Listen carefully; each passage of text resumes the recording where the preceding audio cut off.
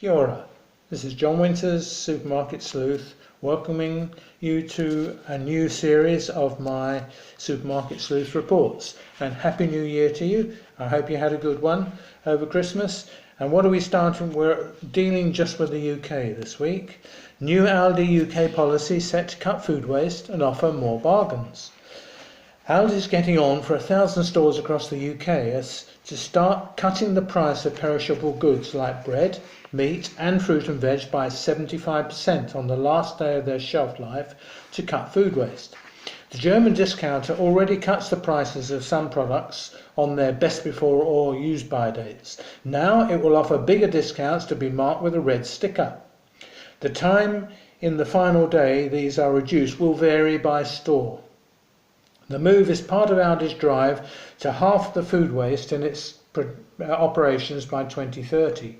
Says Aldi, and their quotes, "Customers should look out for the red stickers when shopping at Aldi, but shoppers need to be quick as the products will prove popular." End of their quote.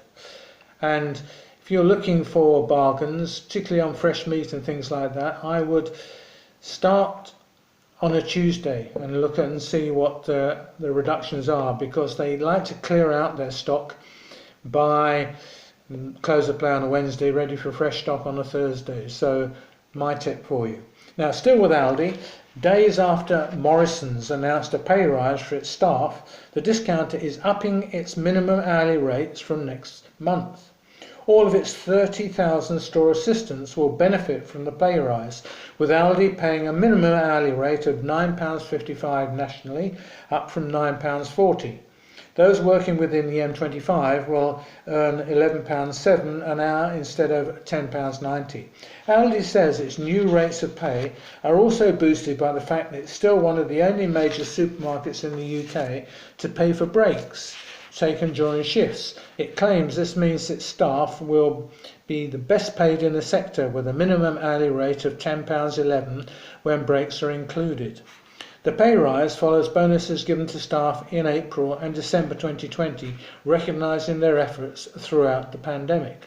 And in New Zealand, in this country, one of the supermarket groups, Countdown, paid its staff extra during the 10% extra during the first lockdown, and that was very good. Unfortunately, when the lockdown came to an end, the pay went back to the normal level, and then when the next lockdown came around again, they didn't do that. And I thought, struck me as odd. I mean, if you're going to do it once, you do it each time, because they are on the front line after all, like all the other workers. But anyway, they didn't. Aldi now has more than 900 stores throughout the UK. There's a dilemma there. At one point it says 1,000, then it says more than 900, so I expect it's somewhere between the two. And it's working towards a long-term target of 1,200 stores by 2025. Aldi saw its total sales rise 10.6% year-on-year in the 4 weeks to the 24th of December, boosted by demand for premium food and drink and increased at-home consumption. Britain's fifth largest supermarket group said its specially selected range had done well, with it also seeing strong demand for beers, wines and spirits, selling 4.5 million bottles of champagne, sparkling wine and Prosecco. The group reported particularly strong growth in its online wine and special buy offering, with sales in December up 75% on the previous year. It also saw thousands of customers order their groceries online through its new click and collect service and delivery collaboration with Deliveroo. Turning to its main rival Lidl, it's reported that its total UK sales jumped 17.9% over the 4 weeks to 27 December, confirming recent industry data that suggests it was among the top performing supermarket chains during the festive period. As with Aldi, Lidl still doesn't provide like-for-like sales figures, with some of the growth being driven by new store openings during the year. Earlier this month, Aldi said its total sales rose 10.6% year-on-year in the 4 weeks to Christmas Eve. Boosted by a voucher offer during the period encouraging shoppers to spend more than £40, Lidl saw its basket size value rise by 24.8% year-on-year. The discounter said popular items included pink Prosecco, panettone, mulled wine and its luxury mince pies. Sales of Lidl's premium deluxe range jumped 22%. And the discounters were not the only supermarkets to have a bumper Christmas. Tesco reported exceptional Christmas trading figures on the back of booming online sales and customers treating themselves at home with premium food and drink.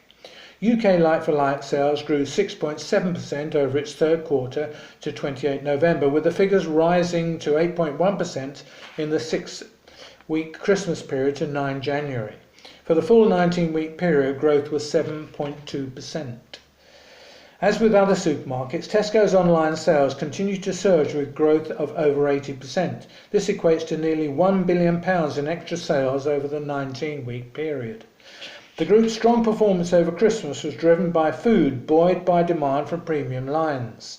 Sales of Tesco's finest range jumped 14%, while promotions on vegetables and wine proved popular. Sales of plant-based products also increased strongly, with growth of 90% in Tesco's Plant Chef range. Tesco also spoke of the success of its Aldi Price Match initiative and Club Card Prices promotion, which increased penetration of its loyalty card by more than 10 percentage points to over 80% of sales in its larger stores. Latest industry data from Kantar shows December was the busiest month ever, with the UK supermarkets as tightening restrictions and the closure of the hospitality sector across most of the country meant shoppers spent £11.7 billion on take-home groceries in the final 4 weeks of 2020. Over the 12 weeks to 27 December, a period spanning both the November national lockdown and Christmas, take-home grocery sales surged up 11.4%. It goes without saying that 2020 was a difficult year for supermarkets, not made any easier by Brexit happening on the very last day. The whole retail sector suffered its worst annual sales performance on record in 2020 after the spike in online sales was not enough to make up for the closure of non-essential shops during lockdowns. Data from the BRC KPMG Retail Sales Monitor shows that whilst annual food sales grew 5.4% year on year, non-food fell about 5%, with fashion, lifestyle and homeware retailers hit the hardest. The decrease in sales in physical non-food stores was even higher, a 25% drop, as many customers stayed away from the high street. This meant total sales of 2020 across the industry were down 0.3%, the worst performance since the BRC began collating the figures in 1995. In December, total retail sales increased by 1.8%, a pickup from November's near stagnation, but well below the 4.9% rate recorded in October. The BRC said there was a rise in sales of food-based goods at Christmas as many shoppers bought what they could from shops that remained open. The other concern to shoppers, apart from availability, is prices. Latest UK figures from the BRC and Nielsen show shop prices continue to fall in December as food and non-food retailers battle for customers amid increasing pandemic-related restrictions to shopping.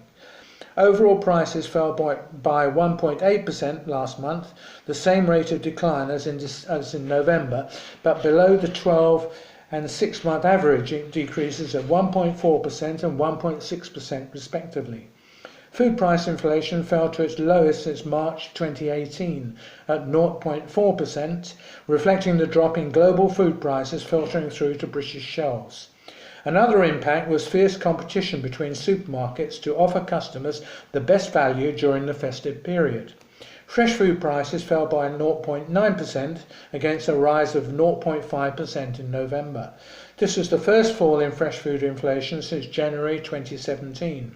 Ambient food price inflation slowed to 2.3% from 2.5% the previous month. Right, that's enough of looking back. Now let's see what the future has in store, as this time of the year it will be a situation during the course of this month and possibly into next of looking back and looking forward. Analysts at Mintel have outlined 3 key trends to be seen in the global food, drink and food service industries this year and further ahead.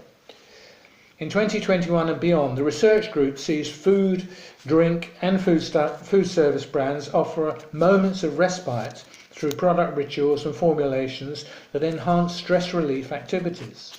As the singular focus of avoiding COVID-19 phase, people are expected to make more serious commitments to reduce health risks involved with unhealthy eating, become more interested in mindful and intuitive eating, and seek proof and incentives through the use of technology.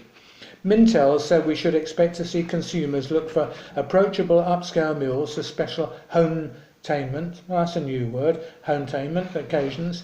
Expect to see brands and retailers launch appropriately priced products with ethical or environmental claims, and consumers increase their expectations for contactless retail.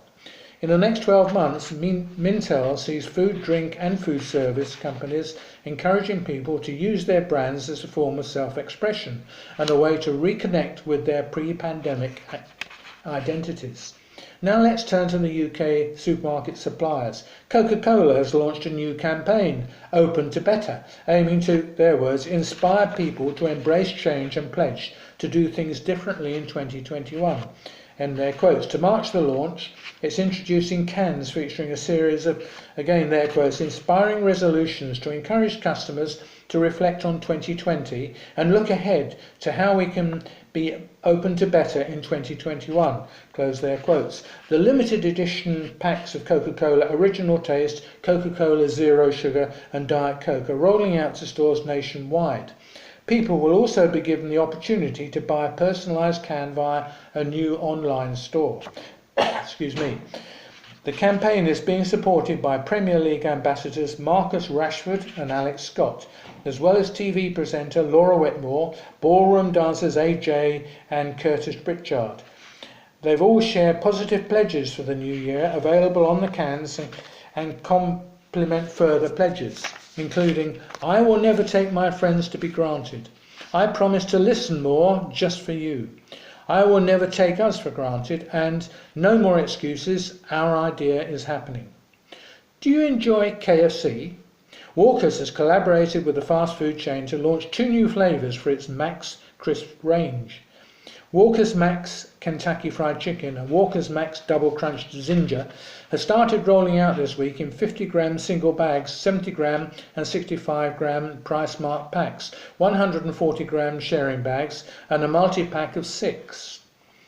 Now that's interesting because a similar thing has happened in this country. One of our chicken suppliers, Tegel, they've launched some frozen packs of KFC-style food. Some which are spicy, which are not my cup of tea, and others which are not. And you can get, for 4 people, you could get 1 meal out of a bag, which costs the equivalent of £5. And for 2 people, you got 2 meals out of it. But it's more and more people like KFC, so supermarkets are getting in on the act. And if you enjoy the odd tipple occasionally, but are cutting back on alcohol, this may be of interest. Gin brand Gordon's has launched a new alcohol-free option, available via Amazon and its store at Tesco in a 70 format. Centiliter format. Gordon's 0.0% is made using the same distilled botanicals as Gordon's London Dry Gin and claimed to have a similar taste. Following the initial launch, Gordon's 0.00 is rolling out across wholesale and other supermarkets, with low and no alcohol spirits currently the fastest growing segment within the alcohol category in the UK at plus 33% across the off-trade. The brand highlighted that the new innovation connects with current consumer behaviour.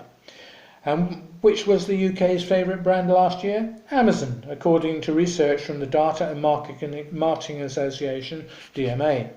It turned out to be the most mentioned brand when consumers were asked who their favourite brands were, with 15% of consumers naming it, followed by John Lewis 4%, Sainsbury's 4% and Tesco 3%.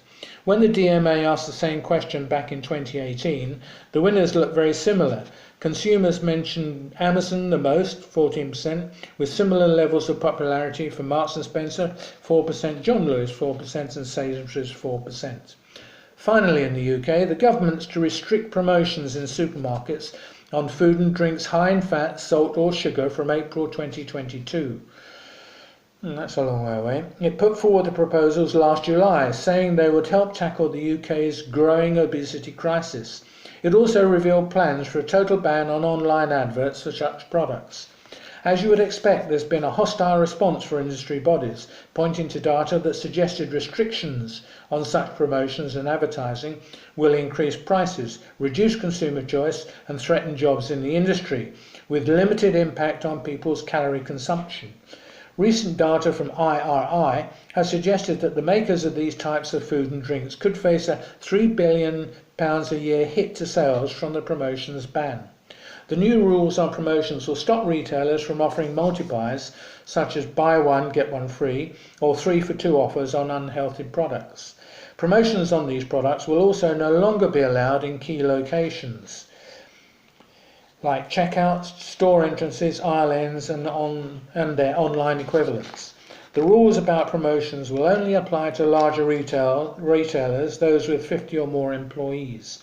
The location restrictions are for stores over 2,000 square feet, with exemptions to specialist retailers like chocolate shops. I'm surprised they exempt chocolate shops, but anyway, that's what they're deciding to do. So that's it for this week.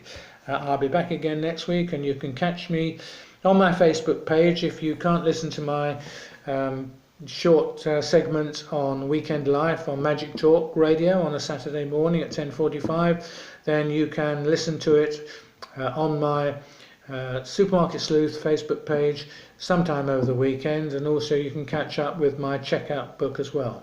That's all for now, folks. Talk to you next week. Bye.